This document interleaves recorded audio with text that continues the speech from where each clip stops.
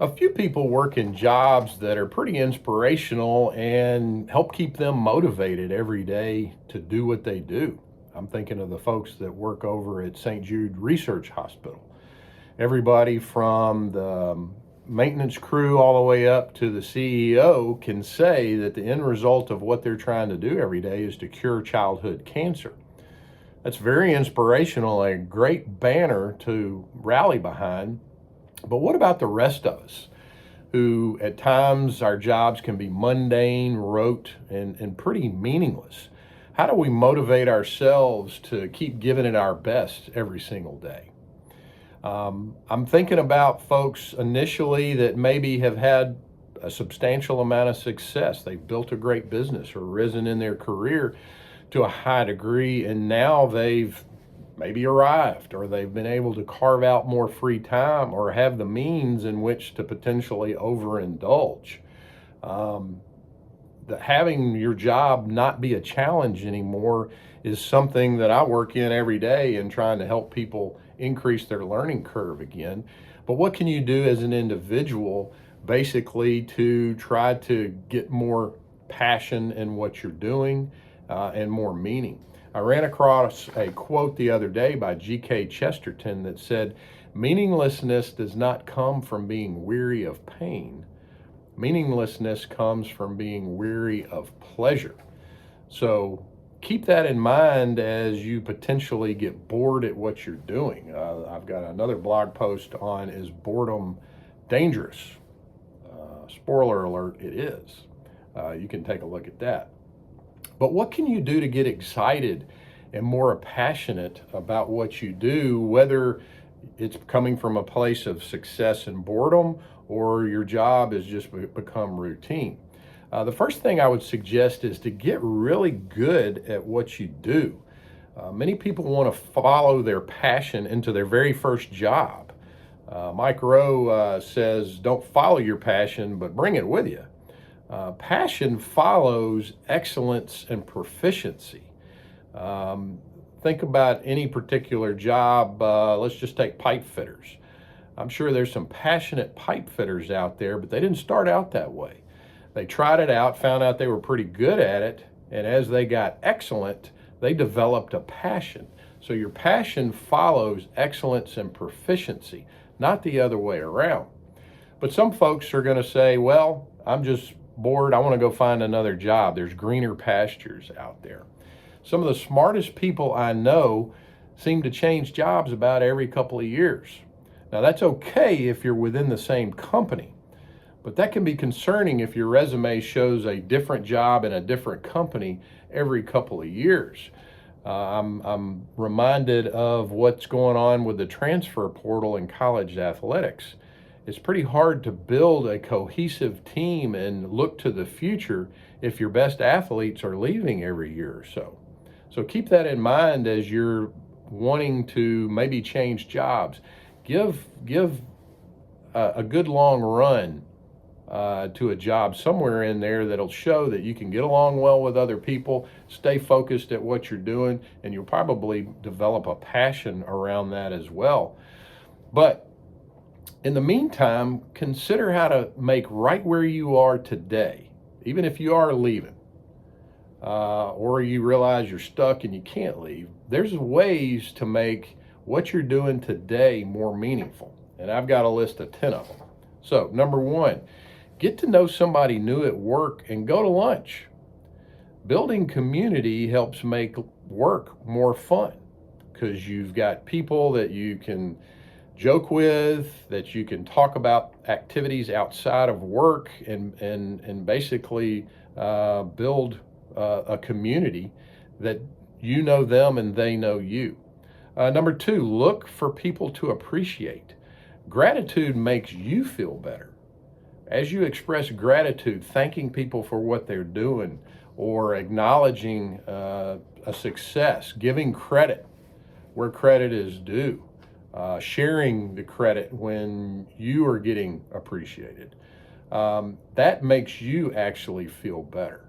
You could, anything from a comment in a meeting to a quick email or a handwritten note, even better. I've gotten thank you notes for my notes of appreciation because I made their day. So consider showing appreciation because it makes you feel better.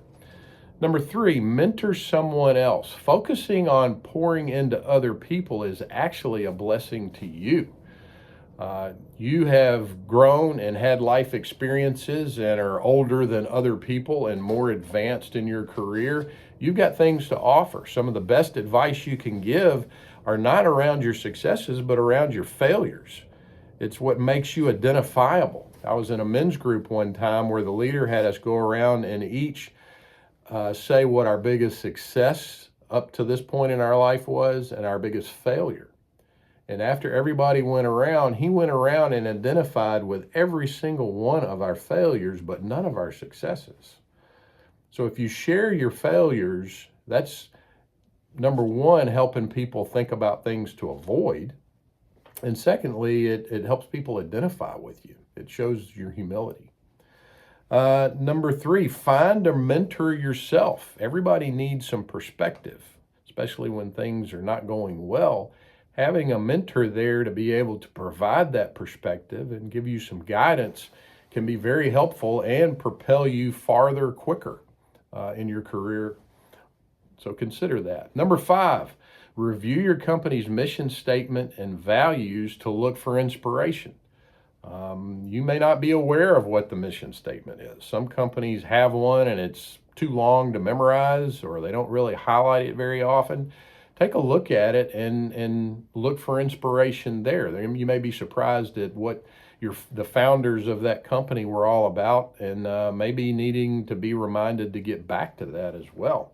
Write your own personal mission statement and maybe your list of values. You can see if it lines up with your company, or if you're looking at making a move to make sure that yours lines up with wherever it is you're going. I have a PDF with some ideas on how to write your own personal mission statement. Just let me know if you'd like me to send it to you. I'd be happy to. Number 7, take some assessments to understand yourself at your core. I use DISC, Enneagram, the Working Genius. There are plenty of others, but look at how you are uniquely designed and get in touch with basically things that you're naturally gifted at doing, and see if your job can align better around that, or are ways to do other things. Maybe it's something, a hobby or something outside of work that can give you that fulfillment and help you thrive and feel like you're having success in something that you're just naturally gifted at. So keep that in mind as well. Number 8, take a course that may be either already provided by your company or something outside to help you start growing again. A lot of folks that I know that have lost their passion, they've at one point in their career, their learning curve was pretty steep, but as they've gotten proficient and excellence, it started to flatten out on them. When they can find a way to start growing again, to get a plan to start growing again, that's a great way to reinvigorate your passion for what you're doing and get more meaning and purpose behind that as well. If your company doesn't have a course, I've got one. It's an online course I created to help people do just this.